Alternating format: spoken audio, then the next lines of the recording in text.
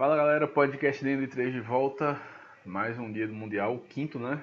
E aí, hoje um programa no mínimo raiz, porque ao meu lado apenas Lucas, os outros dois não estarão presentes hoje, mas não vai impedir a gente de dissecar esse dia bem interessante, alguns resultados que chamaram a atenção, principalmente o do primeiro jogo, Suécia 1, Coreia do Sul 0, partida válida pelo grupo da Alemanha.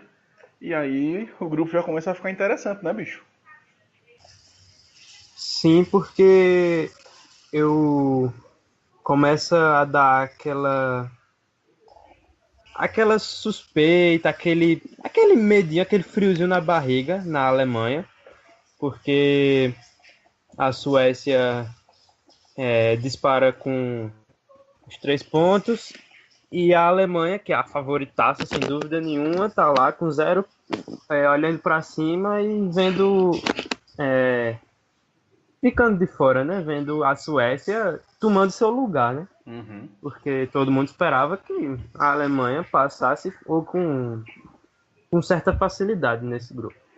Mas, além disso,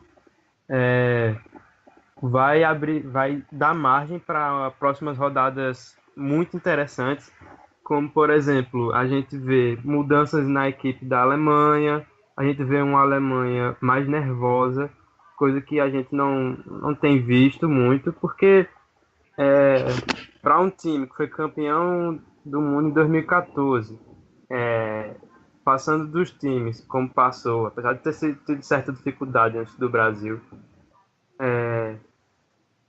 e logo na fase de grupos do próximo Mundial, já se pegar numa situação assim de cara, de ter uma certa preocupação, vai ser no mínimo interessante ver como a Alemanha vai reagir. Sim, é basicamente isso, né? Porque assim, a gente imaginava de fato a Alemanha passando na pior das hipóteses, na pior, com 7 pontos. Já não vai acontecer. Então, assim, acho que é a Pois é. primeira vez em 4, 5 anos que a Alemanha está fora da zona de conforto. Então, é algo muito interessante.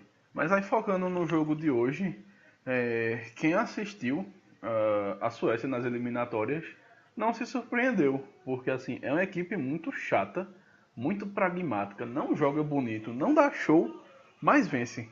Né? E acho que o jogo de hoje foi um exemplo perfeito. A gente viu a Suécia até pressionando a Coreia do Sul pela fragilidade coreana, mas sem dar muito show. Acho que na melhor chance do primeiro tempo o Berg perdeu um gol feito, cara a cara com o goleiro. E a Coreia se mostrou muito limitada, né? É, esse tipo de futebol está até se tornando normal entre essas seleções europeias que não são as maiores, né? Suécia, Sérvia, Croácia, que elas muitas vezes até têm bons jogadores, mas nem sempre apresentam um futebol muito vistoso, um futebol muito trabalhado. E a Suécia é mais uma delas. A diferença é que a Suécia não tem grandes nomes, não tem nenhuma estrela. Talvez isso possa pesar caso ela consiga passar para o mata-mata. Mas não, é aquele futebol que a gente não tem muito o que comentar, porque é basicamente isso. É um time que sabe o que fazer dentro de campo, sabe das suas limitações, obviamente, e busca fazer o seu papel da maneira mais simples. E aí já começou fazendo bem, porque é obrigação ganhar da equipe mais fraca do grupo. E aí Sim. foi o que ela fez e garantiu os 3 pontinhos, colocou medo na Alemanha e agora é tentar jogar a vida para se classificar. É muito por aí mesmo, de fato. A gente não vê a Suécia uma grande estrela. Acho que o jogador mais conhecidozinho é Forsberg, né, do RB É, Leipzig, mas que não é o cara que vai resolver jogos difíceis, como seria se tivesse Ibra, né? Acho que se tivesse Ibra uhum. e Forsberg, a gente olhava para a Suécia de outro jeito. Mas, de fato. E assim, a gente já imaginava uma Coreia do Sul fragilizada, porque era o que a gente disse ontem, né? Era a coletividade da Suécia contra Som. E foi o que se mostrou hoje. Assim, em vários momentos o Som pegava a bola, driblava, driblava, tocava para um companheiro e ele perdia a bola. Então a Coreia não conseguiu botar seu principal jogador na partida. E aí foi um adversário muito frágil, apesar de ser consciente taticamente, que eu acho que isso é um dos grandes méritos de equipes asiáticas, né? A grande Aham. maioria é muito consciente taticamente. A Coreia é muito veloz, mas falta intimidade com a bola no pé. Nos contra-ataques desperdiçou grandes chances. E aí o gol veio no árbitro de vídeo para variar. Um pênalti infantil, eu diria. O cara chegou atrasado totalmente. Pênalti incontestável. E aí Granqvist bateu com extrema categoria. É, e aí a gente estava falando de cenários, projetando. Esse grupo ficou engraçadinho. Porque na próxima rodada a gente tem Coreia e México. E aí acho que é consenso que o México deve ganhar, né? Depois da Uhum. primeira rodada, o futebol apresentado pelo México. E vai ter Alemanha e Suécia. Que aí pode rolar um empate, não é nada de outro mundo. Aí pode ir para a última rodada. 6 pontos o México, líder. Suécia em segundo com 4 e a Alemanha em terceiro com 1. E é México e Suécia, bicho. Aí tem dois cenários possíveis. Ou eles fazem aquele jogo de compadre e seguram o empate e os dois passam e a Alemanha cai. Ou o que eu acho mais provável é que eles vão tentar fugir do Brasil, né? É, ficou um cenário bastante é, melhor para quem gosta de emoção, né? Porque vai ser um negócio que vai ser, provavelmente vai ser resolvido só na última rodada mesmo, porque a animação que a Suécia e o México conseguiram com esses dois resultados não é pouca, não. Eles estão agora sendo primeiro e segundo colocados no grupo com uma empolgação enorme. E eles não vão jogar a vida para não perder mais essa classificação. Porque vamos dar um exemplo que a Alemanha começasse ganhando de 2-3-0 do México e a Suécia empatasse ou até perdesse. Rola aquela desanimação, assim, dizer, poxa, vamos brigar só nessa segunda vaga mesmo, que a Alemanha vai passar com certeza. Mas não foi o que aconteceu. Aconteceu totalmente o contrário e eles devem estar numa empolgação só. Então, estou muito ansioso para ver qual vai ser o desfecho desse grupo. Sim, realmente. Um grupo E, que. e tu falou de Ibra também. Se Ibra tivesse no time da Suécia, eu diria praticamente que a Suécia estava classificada. Porque isso, Ibra É, na seleção dá um outro nível para a equipe. Mas como não tem ele, e aí fica sem nenhuma grande estrela assim, dá pra. Eu tenho um pezinho atrás se a Suécia vai passar. sim, acho que também se tivesse Ibra contra o México, a gente até colocaria as fichas na Suécia como favorita, né? Eu colocaria. Sim. Mas sem Ibra é um jogo muito igual, até pelo que o México apresentou na primeira rodada. Mas de fato, um grupo Sim. que a gente esperava ser meiota, né, com a briga ali pela segunda vaga, ganhou traços interessantes para essas próximas rodadas. E aí a gente avança para o segundo jogo do dia, para minha grande decepção, a derrota do Panamá, né? Favoritaço, perdeu de 3-0 para a Bélgica. Fez um primeiro tempo digno ainda, porque quando você é a seleção que está estreando no Mundial, é a primeira vez que a Panamá jogou uma Copa do Mundo, vai enfrentar uma seleção que tem um dos melhores, se não o melhor ataque do campeão da Copa. E você termina o primeiro tempo se defendendo bem, não deixando eles fazer pelo menos um gol. Foi um primeiro tempo digno. Acho que Uhum. não se esperava mais do que o que o Panamá apresentou no primeiro tempo. Só que no segundo tempo, eu não sei se bateu cansaço, se realmente o talento dos belgas funcionou e abriu a porteira depois do primeiro gol, né? Porque, se eu não me engano, fizeram os 3 gols em 30 minutos, ou Sim. foram dois em 30 minutos. Foi depois do primeiro, realmente o Panamá não conseguiu mais manter aquela pegada do primeiro tempo e os belgas se aproveitaram bem. Eu acho que, de fato, passa muito pelo primeiro gol. E acho que não passa nem pelo cansaço, bicho. Eu acho que o Panamá voltou pro segundo tempo muito bem. parecia que ia conseguir segurar aquele tipo de jogo. Só que aí Uhum. Mertens acertou um chute fora do comum. É um chutaço, É, assim, sem pulo, indefensável, que não estava nos foi, planos, e aí pronto, aí abriu a porteira. foi mais mérito dos jogadores da Bélgica mesmo. Eles conseguiram furar o bloqueio do Panamá.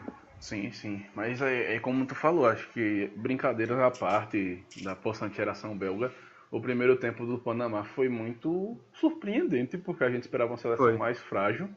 E até conseguiu dar uns sustos, né? Não ficou só se defendendo e parando o Foi. jogo. Alguns contra-ataques foi Sim, levou perigoso. perigo. E, sim, é porque deu azar de ter a Inglaterra, né? Aí Uhum. realmente complicou. E aí no segundo tempo brilhou a estrela de Romelu Lukaku. O homem é fenomenal.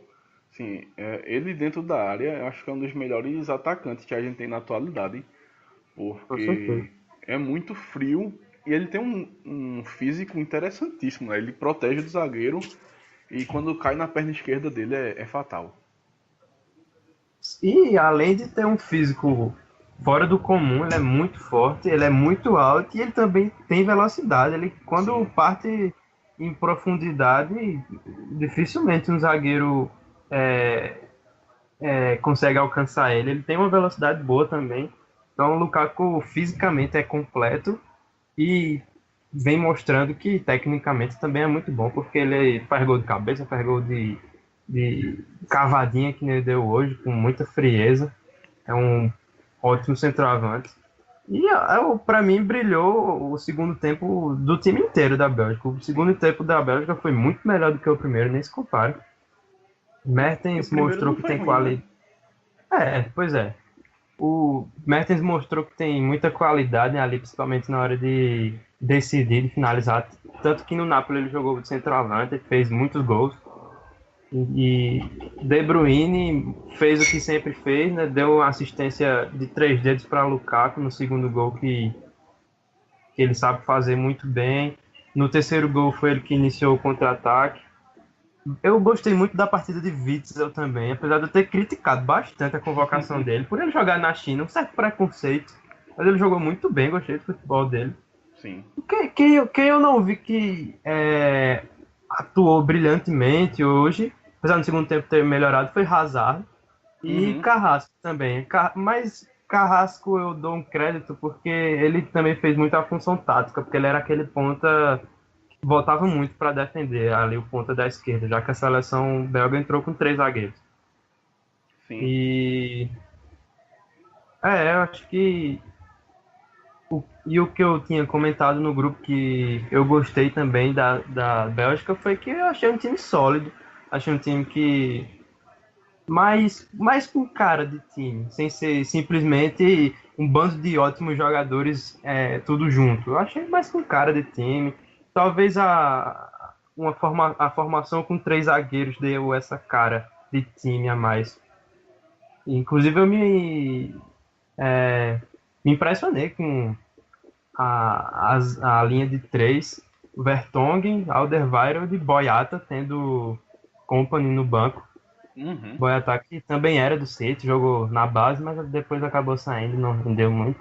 E jogou bem, claro que o Panamá não deu tanto trabalho, mas jogou bem, então é aquele negócio, né? Jogaram bem, mas infelizmente também não dá pra empolgar, porque era o Panamá do outro lado, né?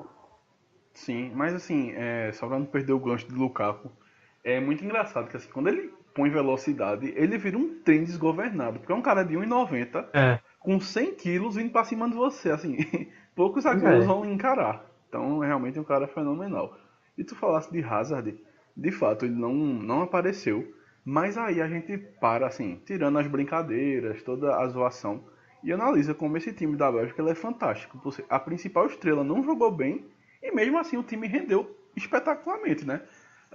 Os outros jogadores criaram, atacaram, então assim, é uma equipe completa e que diferente de 2014, como tu finalizou, tem uma cara de time, né? Não é um bando de jogadores. Então é bom ficar de olho nessa Bélgica porque é um time chato, porra. Não dá pra desacreditar da Bélgica não. A gente tem as brincadeiras e tudo mais. Mas é bom relativizar, né? Porque, assim, para a Bélgica chegar nas quartas de final, como foi em 2014, já é um grande resultado. Até porque é uma seleção que ainda não tem nenhum mundial, né? Ainda não. Eu acho que. Qual foi a melhor campanha de uma Bélgica? Acho que foi. Já chegou numa final a Bélgica? Acho que não. Não, acho que no máximo assim é semifinal. Não, é um país que está surgindo, tá melhorando cada vez mais no futebol, porque está surgindo talento adoidado. E isso a gente vê na seleção. Porque, vê, é uma equipe, vou analisar só do meio para frente. O do meio para trás também é ótimo, é uma seleção completa, mas só analisando do meio para frente. De Bruyne, principal jogador do Manchester City. Hazard, principal jogador do Chelsea. A gente já tira por aí. Os dois Uhum. melhores de. O, os dois melhores de dois times grandes da Europa. E aí, Lukaku, centroavante do Manchester United, incontestável. A gente sabe da qualidade de Lukaku. E aí, além desse trio, ainda tem Carrasco, que é um ótimo jogador. Ainda tem Dembélé, que fez uma temporada muito boa pelo Tottenham. Tem Mertens, que brilhou no Napoli fazendo diferentes funções. É um jogador que eu gosto muito de ver, Mertens. E aí, então é um time que é aquilo, se encaixar, pode botar medo, pode preocupar. Sim. Mas se tiver sido só lampejos, né, contra o Panamá, então vamos esperar, né? Infelizmente o Panamá ainda não é um parâmetro tão bom para a gente saber onde vai chegar a possante geração dela. E aí, só pra não perder, aí passar a informação, a melhor campanha da Bélgica foi na Copa de 86, no México. Chegou na semifinal e acabou em quarto lugar. Então, assim, Pois é. não tem tradição. E assim, foi uma campanha aleatória, porque de resto nunca mais passou. Né? Pois é. Chegou nas quartas em 2014.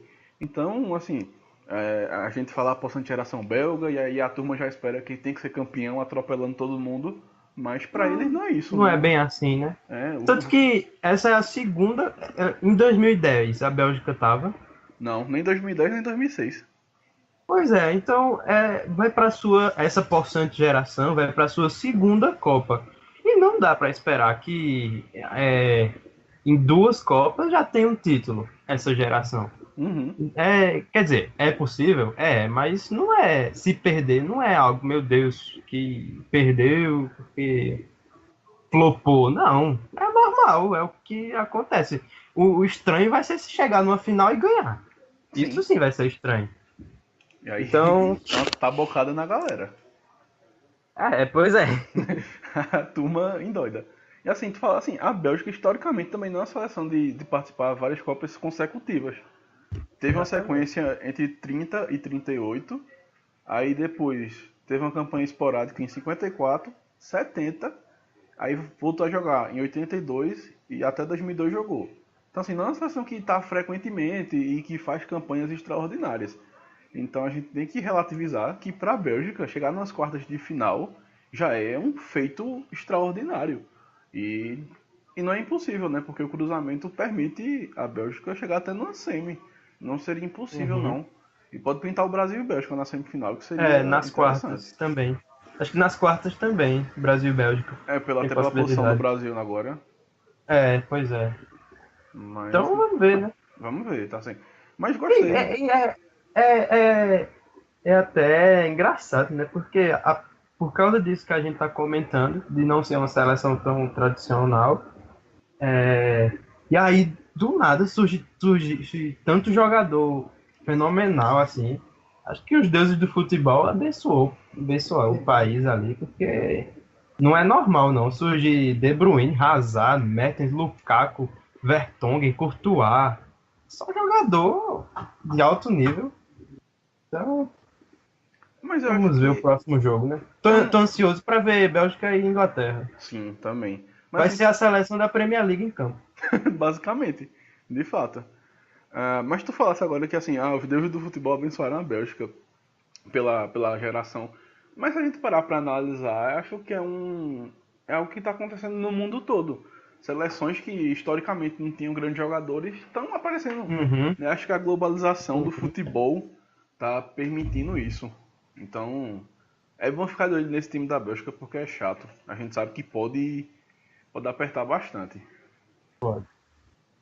E aí a gente avança pro terceiro jogo do dia. Tunísia 1, Inglaterra 2. Um jogo que, assim, pra quem assistiu os primeiros 10 minutos, achou que seria um atropelo da Inglaterra, né? Porque Uhum. em 5 minutos mesmo perdeu 3 chances claras de gol. E eu me espantei, eu fiquei, meu Deus do céu, a Inglaterra, que historicamente é flop, vai ganhar fácil um jogo. Mas aí depois confirmou que de fato a Inglaterra é a Inglaterra ainda. Pois é. E aí, confirma de uma maneira que mostra o que é essa Inglaterra, esse time da Inglaterra atual. É um time muito jovem mesmo, que deve pensar mais seriamente na próxima Copa só. A gente já tinha comentado isso. Uhum. E por que mostra o resultado mostrou isso? Porque o pênalti que o Walker fez foi infantil demais, foi muito inocente. Porque ele sabendo que tem árbitro de vídeo, ele levantar o braço daquele jeito, naquela altura, numa jogada que ele era muito provável que não fosse dar em nada para o time da Tunísia. Não tinha necessidade nenhuma dele levantar o braço daquele jeito. E aí o juiz acabou marcando pelo árbitro de vídeo. Sim. Né? Foi o árbitro de vídeo que falou com o juiz e ele foi lá e marcou. Então, serve para os outros jogadores que viram esse lance prestarem atenção, né? Assim, eu falo outros jogadores de todas as seleções, de que não se pode confiar que o árbitro de vídeo vai deixar passar certos lances, porque pelo visto não vai não. Então, analisando o futebol na Inglaterra, realmente, os 10 primeiros minutos foram de, Avassaladores, pô. pois é, voltagem máxima. E Sterling perdeu um gol, que é super normal. É Não tem... novidade. Pois é. E...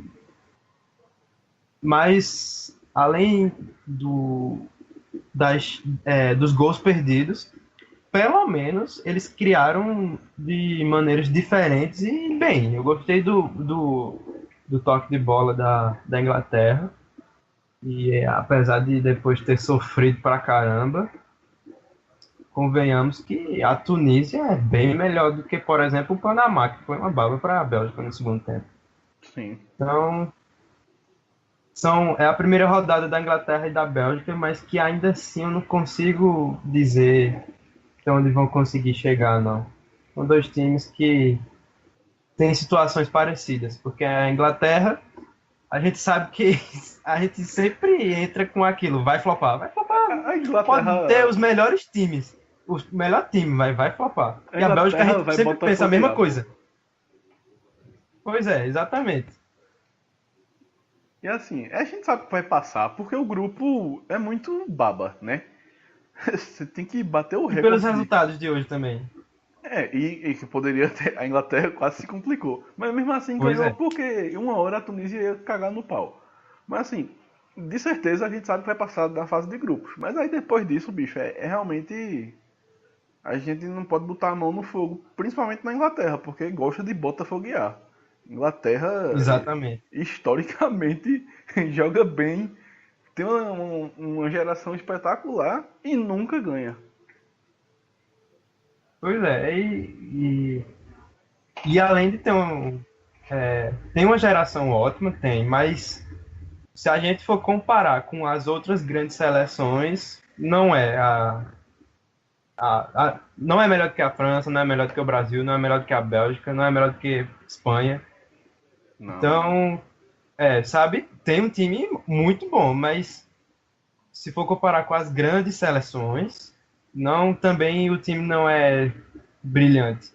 Então, tá bem difícil da Inglaterra chegar longe nessa Copa. Não acredito que chegue, apesar de ainda termos mais 2 jogos para analisar, eu não acredito que chegue. É. Mas vamos esperar pelo menos ver um time mais acertado, para Uhum. que na próxima Copa a gente veja a Inglaterra chegando mais forte. Eu ia falar justamente isso. A gente vai comparar hoje com as principais seleções, a Inglaterra de fato não é melhor que ninguém. Mas projetando É, para o futuro, eu acho que aqui tem maior potencial de crescimento, né? verdade. Tem jogadores jovens que têm um potencial enorme. Aí Lingard não se encaixa nisso. Porque, meu amigo, tava dando agonia ver Lingard e Sterling juntos hoje em uma Ah, noite típica deles, né? Aquela noite que eles podem chutar sem goleiro, como aconteceu, que não vai fazer o gol. pois é. E logo eles que tiveram boas temporadas, né, no United e no City, que a gente esperava que iam chegar trincados nessa Copa Não adianta não, pô. e começaram mostrando que, pois é.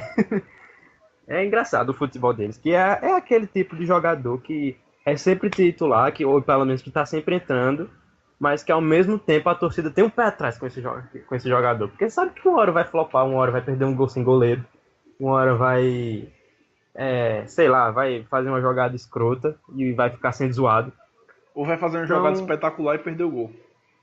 é típico de Sterling. Exatamente, limpa Dribla todo todo mundo. mundo, é, e aí chuta parecendo minha avó. Então, Coitado. pô. Então, agora, quem não decepciona é Kane, né? Harry Kane, realmente, Fede a gol. é um O cara centroavante muito bom.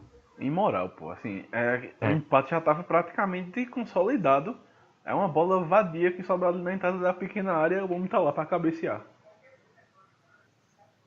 É um atacante Já extraordinário. estreia fazendo 2 gols e prova Sim. que o cara sabe fazer gol mesmo. Seja do jeito que for. Pode ser do, de uma cabeçada na pequena área a um chute de fora da área, porque ele tem um poder de finalização incrível. A finalização dele é muito boa.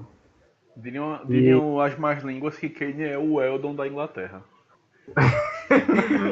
o Weller, essa foi boa, bicho.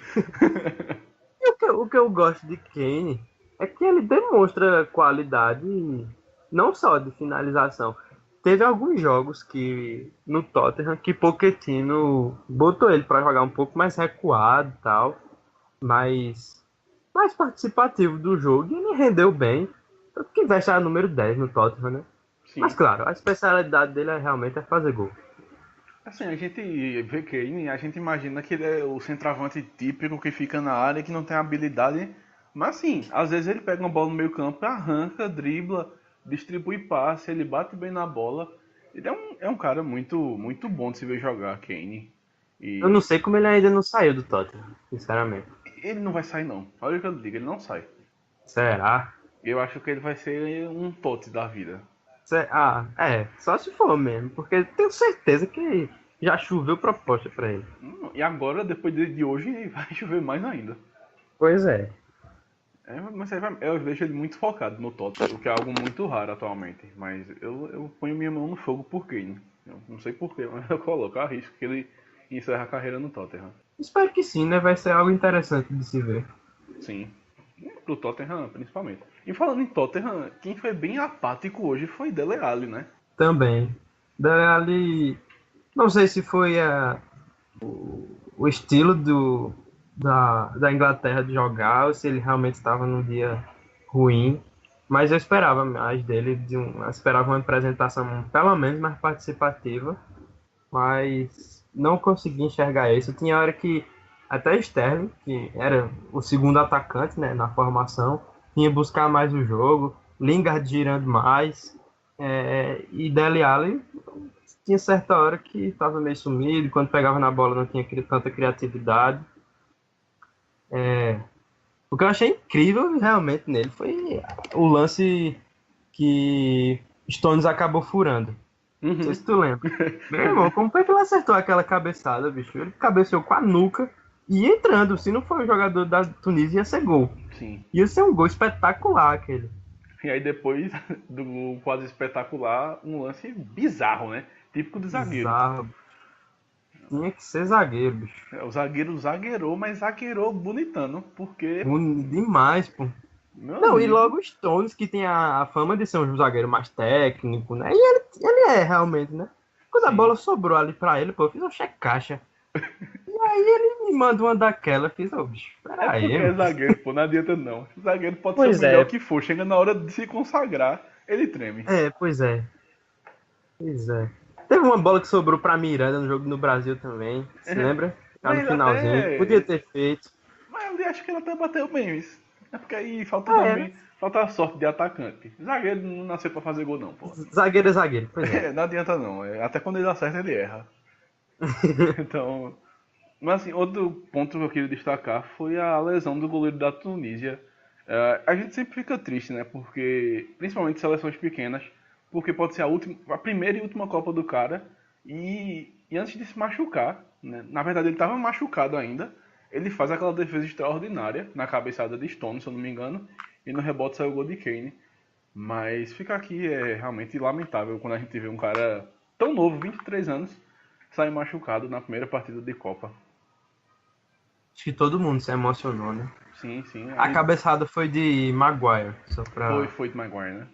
de Maguire, que inclusive fez umas duas ou três cabeçadas no jogo todo e o Caba é uma máquina quando sobe, né? Não, mas ele é bom cabeceador.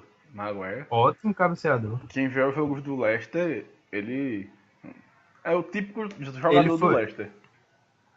Pô, exatamente. Combinou demais com o time. Ele foi sondado pelo Manchester City, na época que o Manchester City estava só com Company, Otamendi e Stones, e Company tinha se machucado. Mas Uhum. aí a negociação esfriou depois que Laporte chegou lá no Manchester City. É, Então, assim, mostra que ele é um bom zagueiro, realmente. Ele fez uma temporada boa no Manchester City e foi pretendido por alguns grandes clubes na Inglaterra e merecidamente chegou na seleção da seleção inglesa. sim. Aí o grupo, acho que agora encaminhou, né? A gente não imagina É, muita coisa. A próxima rodada é Bélgica e Tunísia, Inglaterra e Panamá. Acho que as duas vão a 6 pontos. E aí na última rodada é que o negócio fica interessante para saber quem passa em primeiro e quem passa em segundo. eu espero muito que elas tenham ambição de querer ficar em primeiro, na primeira colocação. Espero, Uhum. porque aí a gente vai ver um jogo muito legal. Vai ser um jogo muito legal de se assistir. Dois times que jogam com três zagueiros, Sim. com a nossa queridíssima linha de três. E vai ser interessantíssimo que se eles jogarem pra valer esse jogo.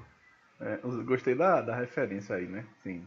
Pois é. A referência é aleatória, assim, sem segundas Pois intenções. é.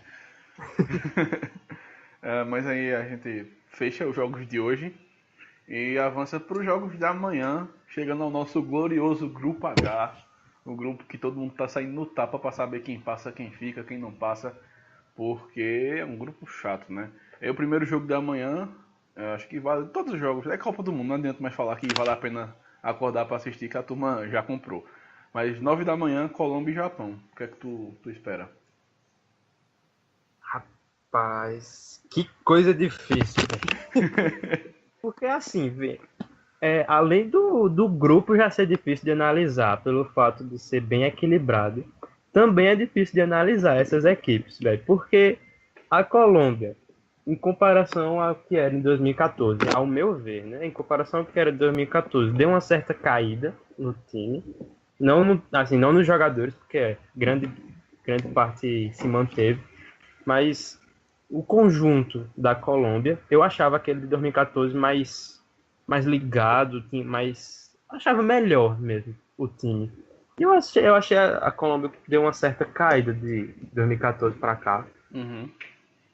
Senegal é um time que tem bons nomes. Japão, homem.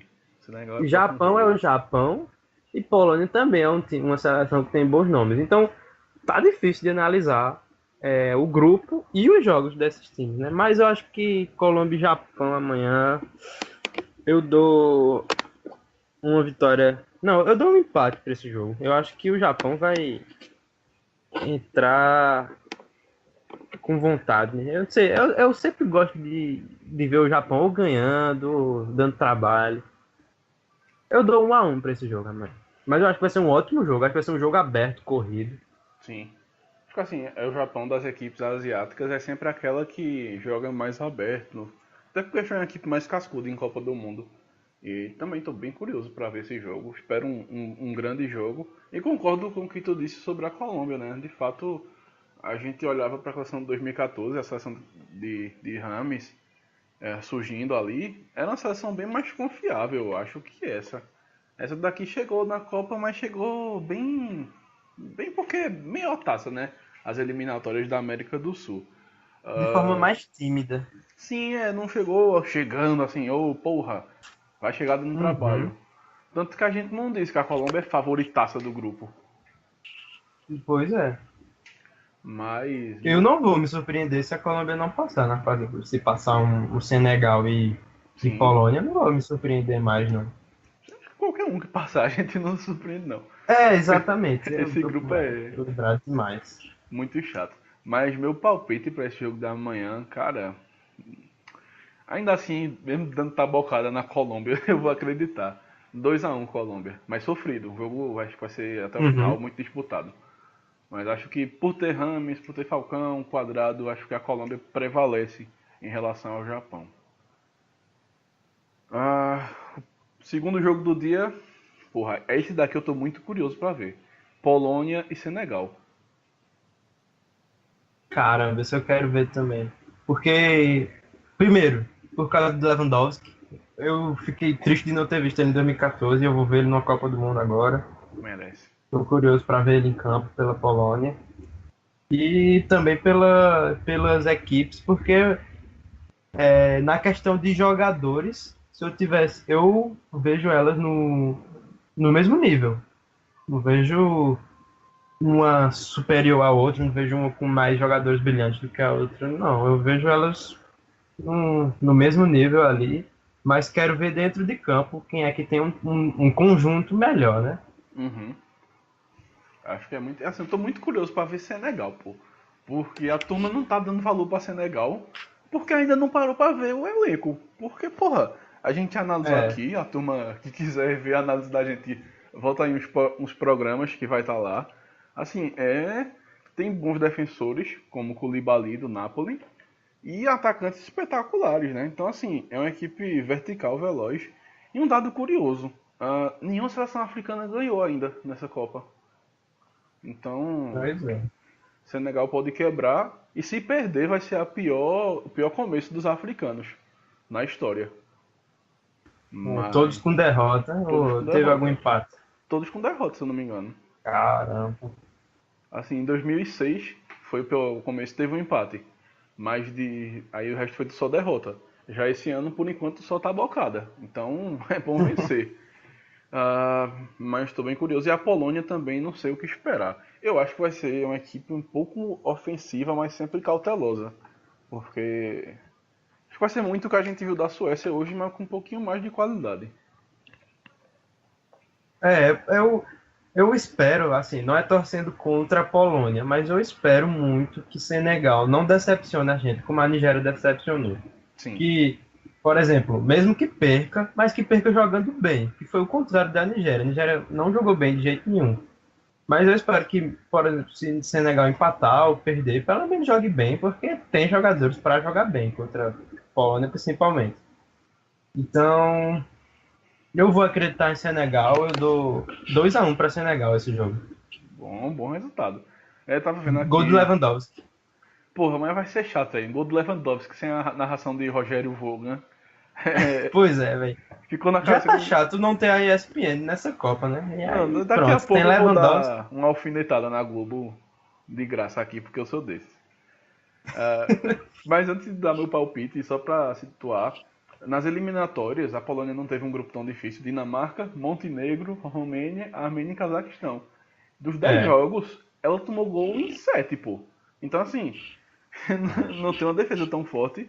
E por isso eu vou num placar bailarino a lá Mauro César Pereira. 4-3 para Senegal. Eita! No... 3 gols, hat-trick de Mané. E E um hat-trick de de Keita Lewandowski. Balde. E hat-trick de Lewandowski e hat-trick de Mané. Diga aí, jogo perfeito, bicho. Vou bailarinar completamente, porque o próximo jogo eu vou ser bem econômico. Porque é o último jogo do dia, 3 da tarde, lá em São Petersburgo, Hum, Rússia e Egito. Tô ansioso porque eu acho que agora sim eu vou ver Mohamed Salah, o faraó, em Sim. campo. Tô ansioso para ver a torcida do Egito enlouquecida com o Salah em campo. E tô ansioso para ver a Rússia. Se fuder. Exatamente. Ficando o estádio em silêncio com o gol que Mohamed Salah vai fazer aos 90 e dando a vitória pro Egito. Porra. 1-0 para o Egito. Sim, também acho que amanhã é a sensação. Todo mundo vai ver esse jogo pra ver Mo Salah, né? Não tem outra. Você não vai ver É, eu nem em campo. Ninguém aguenta ver aquele bosta. Só, nem a torcida é. do Arsenal. E ver a Rússia, só o russo quer ver a Rússia também. E russo bebo. Acho que o russo sobra não quer ver não, essas bosta. Pois é. Mas, de fato, acho que assim, é muito contestável a não entrada de Salah naquele jogo contra o Uruguai. Mas também é um pouco compreensível porque a gente acreditava que o resultado normal era o Uruguai vencer. Então, preservar Salah para os jogos contra a Rússia e a Arábia Saudita também não é uma decisão de outro mundo. Até porque se o Egito ganhar amanhã, ele dá um passo e meio para passar. Porque aí basta ele Porque depois vencer. é só a Arábia Saudita, né? É, aí só ele vencer o Realmente. jogo e tá praticamente carimbado. E vou de 1-0 também. Depois de um placar bailarinaço, eu vou de Egito 1-0. Gol de Salah. Mas não vai ser algo. Analisando o jogo, assim, eu acho. Eu. Realmente, eu tô torcendo pro Egito, mas eu tô apostando no Egito porque eu acho realmente que o Egito tem condições de ganhar pelo que apresentou contra o Uruguai e por eu não conseguir acreditar no placar fantasioso da Rússia contra a Arábia Saudita. Apesar de ter ganhado de 5-0, ainda assim eu estou muito pé atrás com essa seleção da Rússia, principalmente depois de ter perdido Zagoev. Uhum. Vem mais enfraquecida. Então, eu. E eu gostei do futebol que o Egito apresentou, eu gostei de ter visto. E acho que com uma seleção mais fraca, como a Rússia, pode conseguir resultado melhor. Então eu aposto, principalmente se tiver um jogador decisivo em campo como Salah, que faltou naquele jogo contra o Uruguai. Talvez se tivesse um jogador ali com mais coragem de ir para cima, finalizar ou fazer uma jogada diferente, pudesse fazer um golzinho, pudesse dar mais trabalho. Então eu aposto nessa vitória do Egito. E assim, eu acho que o jogo amanhã se apresenta muito pra Salah, porque vê, a Rússia vai estar jogando em casa. Se vencer, tá classificada. Então assim, vão pra cima. E a gente sabe que não é grandes coisas a Rússia. Parar a Rússia, pra quem parou o Uruguai, é relativamente fácil. Então assim, o Egito vai jogar no contra-ataque tendo Salah. Então, é um jogo para o homem fazer gol. Então, Uhum. acredito muito no Egito. Deve vencer. Túlio deve estar encaralhado com a gente a essa hora, porque o homem é defensor fiel da Rússia. Não sei por quê, o que é que ele viu nessa E seleção é. da Rússia. Oxi. Ele. Quem fala do Egito perto Deve ser dele. comunista. Se você falar perto do Egito, perto dele, meu amigo, ele enlouquece. Pô, não, Uh, A Rússia é mais time. Não sei o que porra ele Vou viu. discutir com ele no grupo. Vai sair no tapa, né? Com certeza, só presta assim. A turma não vai ver. Porque é uma pena. Ah, mas alguma coisa pra falar? Acho que é só isso, né? Não, só isso mesmo. Amanhã vai dar salário. Programa mais curto, até porque só foi nós dois e também depois de ontem vão tirar o pé, né? Que senão a garganta não aguenta. Pois é.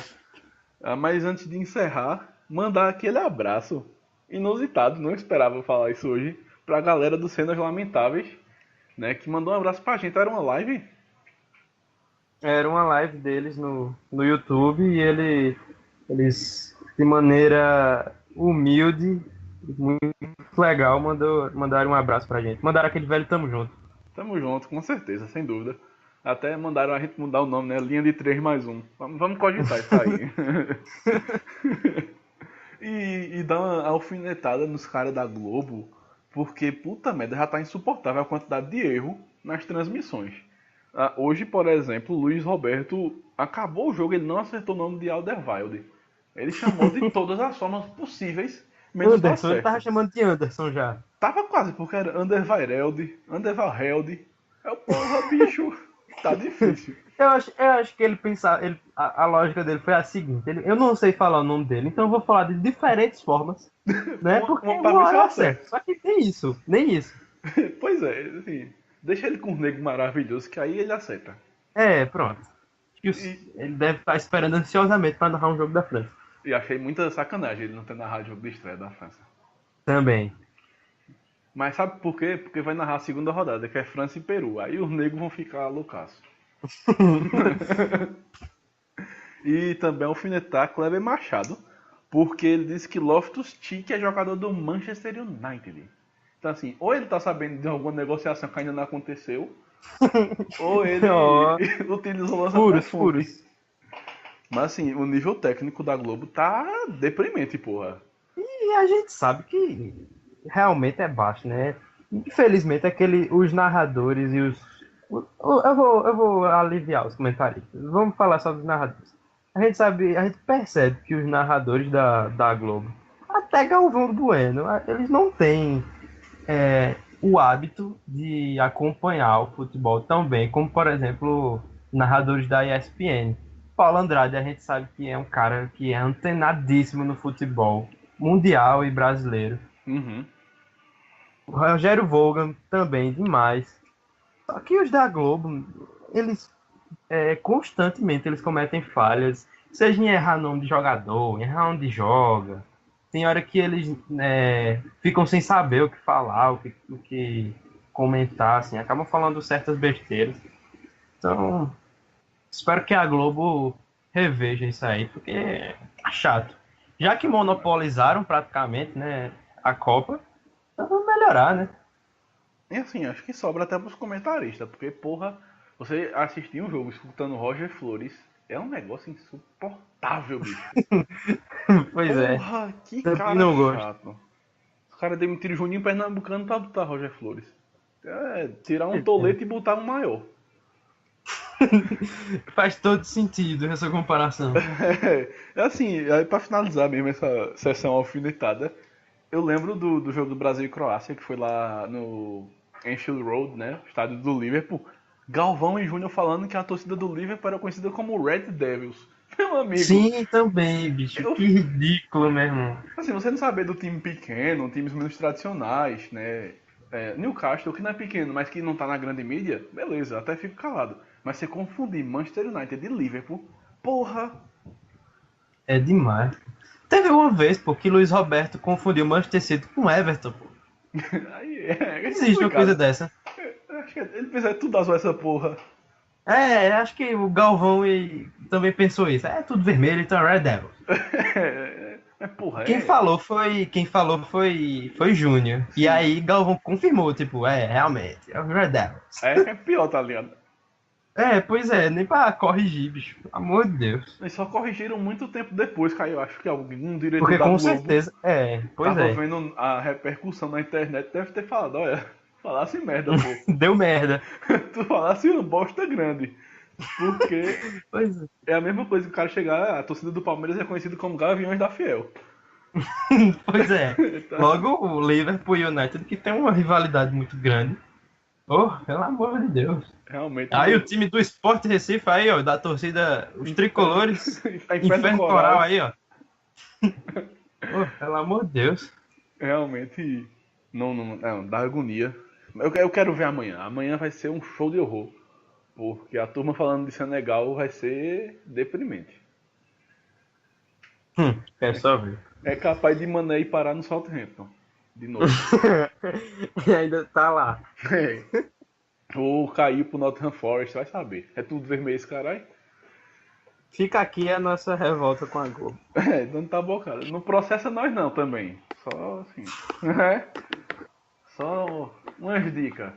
Mas é isso. Muito obrigado a você que nos ouviu até aqui.